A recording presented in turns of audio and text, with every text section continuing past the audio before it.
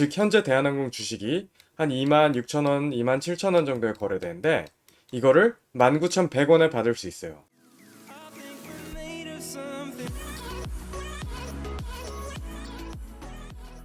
안녕하세요, 블루머니 불멍입니다. 대한항공 초과 청약 경쟁률이 발표됐어요. 그리고 이번에 대한항공 실권주가 나왔죠? 그래서 이 실권주 청약에 대해서 물어보시는 분들이 많아서 이 실권주 청약할 때 주의할 점이랑 알아두셔야 할 것들을 한번 알아보려고 해요. 만약에 청약을 성공하면 낮은 단가인 19,100원에 대한항공 주식을 받을 수 있으니 개꿀이겠죠? 컨텐츠입니다. 대한항공 초과 청약 경쟁률을 말씀드리고 실권주가 발생했는데 실권주는 왜 발생을 하며 이 실권주를 청약하면 좋은 점이 뭐고 어디서 어떻게 청약을 하는지를 알아볼게요. 이 부분이 중요한데요. 실권주를 청약하기 전에 알아야 될 균등 배정과 비례 배정, 즉 경쟁률에 대한 개념에 대해서 알아볼 거예요. 즉 결국 돈이 얼마나 들어가야 내가 몇 주를 받을 수 있는지 어느 정도가 손익분기점인지를 경쟁률에 따라서 예시를 한번 볼게요. 그 다음에 간단하게 삼성증권, 키움증권의 MTS로 청약 영상을 예시로 들어볼게요. 우선 초과 청약 경쟁률이 발표됐죠? 59.63%입니다. 이 말 뜻이 뭐냐면 총 신주 인수권을 본인이 100개를 보유해서 신주 인수권 거래 기간을 마쳤다고 했을 때 청약을 100개 하고 초과 청약을 20개 했으면 그 20개에 0.5963%를 곱해서 11.92주, 즉 요 반내림에서 11주의 초과 청약 배정 수량을 받으실 거예요. 즉 이 11주는 신주 인수권을 안 사고 받으시는 거죠. 근데 여기서 반내림한 이 0.92주들이 모여서 실권주로 나오게 됩니다.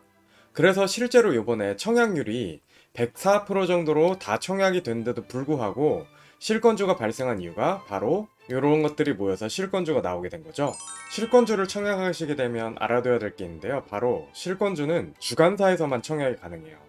기존까지 유상증자는 모두 다 모든 증권사에서 가능했죠. 근데 실권주는 여기에 나와 있는 NH투자증권, KB증권, 한국투자증권, 삼성증권, 키움증권, DB금융투자, 유진투자증권의 공동대표 주관 회사에서만 실권주 청약이 가능합니다. 즉, 이 회사 계좌가 없으면 실권주를 청약 못해요. 이 점을 알아두시고요.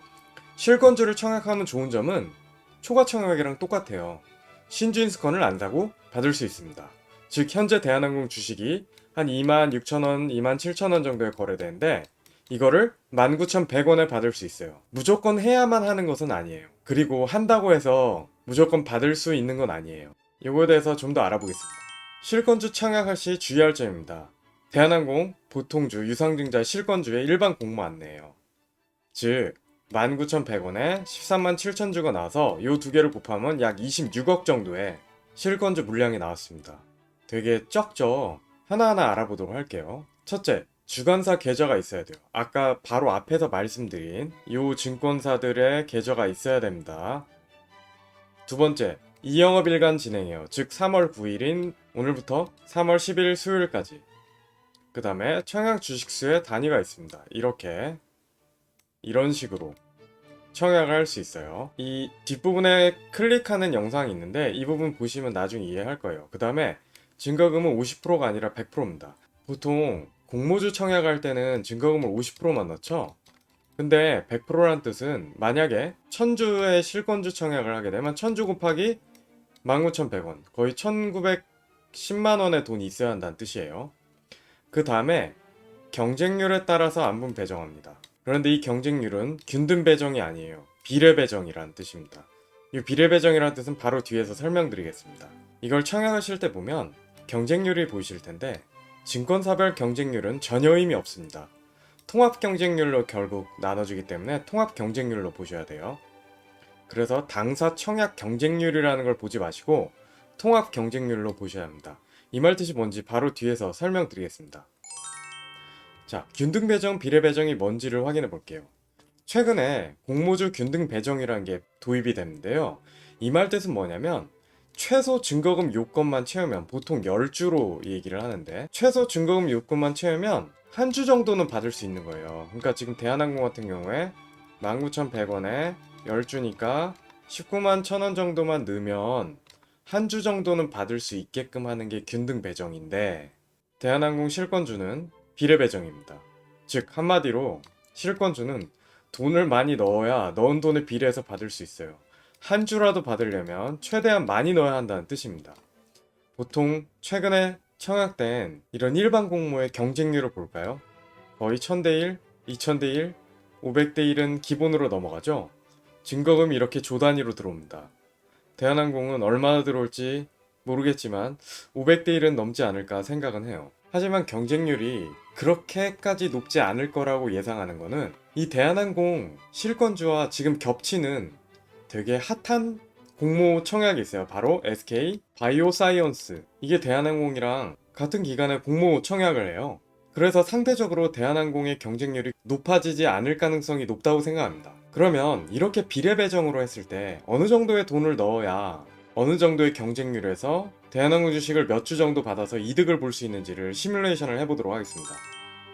이거는 요번에 공모주 청약에 대한항공을 1억 원을 넣을 때를 생각해 본 겁니다. 뭐 마이너스 통장이건 남는 돈이건 빌려서던 1억 원을 넣는다고 했을 때 경쟁률이 100대 1이면 52주를 받고요.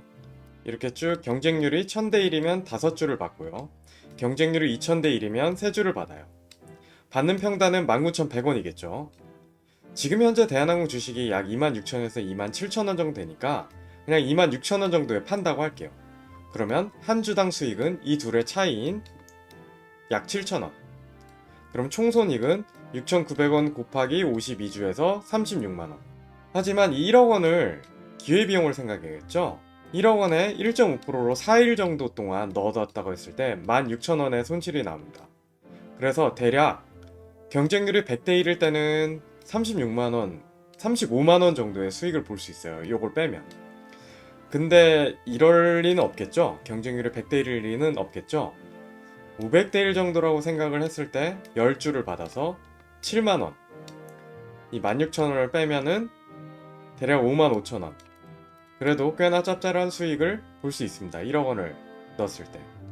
근데 1000대 1이 넘어가게 되면 손익이라고 해봤자 36,000원에서 이걸 뺀 한 2만원 정도고 1000대 1이 넘어가면 의미가 없어 보여요. 근데 저희는 돈이 1억 원이 없죠? 한번 1000만원일 때를 생각해 보겠습니다.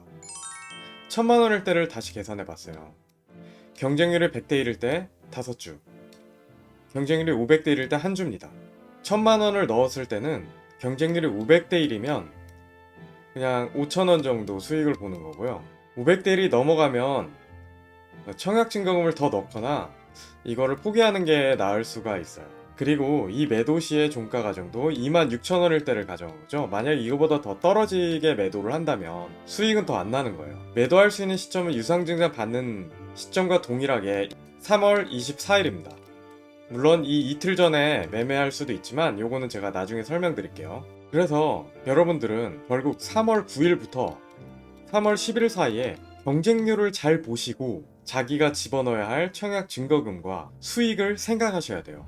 내가 몇 주를 받을 수 있을지, 받는다면 그걸 얼마에 팔 수 있을지, 그리고 그거에 들어가는 내 이자 기회비용은 얼만지. 그래서 일단 이렇게 설명을 드리고, 아직 3월 9일이 안 된 오늘 3월 9일 새벽이지만 실권주 청약을 바로 다음 영상에서 해볼게요. 이번 주간사인 키움증권과 삼성증권이 있어서 이거 MTS로 해본 영상을 바로 보여드리겠습니다. 바로 다음 영상에서 봬요.